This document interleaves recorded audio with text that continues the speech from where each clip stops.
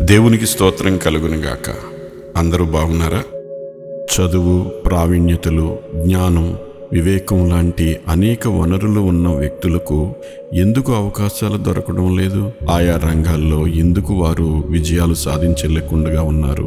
అదే సమయంలో అంతే అర్హతలు లేక అంతకన్నా తక్కువ చదువు, ప్రావీణ్యతలు, జ్ఞానం ఉన్న అనేక మంది వ్యక్తులకు ఎందుకు అవకాశాలు వెతుక్కుంటూ వస్తున్నాయి? ఆయా రంగాలలో ఎందుకు వారు విజయాలు సాధించగలుగుతున్నారు? ఇది చూసేందుకు చాలా విచిత్రంగా ఉంటుంది. కానీ దీనికి కారణం సమయం. ప్రతి దానికి దేవుడు సమయాన్ని నిర్ణయించాడు. ఆకాశం క్రింద ప్రతి ప్రయత్నమునకు సమయము కలదు అని ప్రసంగి 3:1 మాట్లాడుతున్నాడు.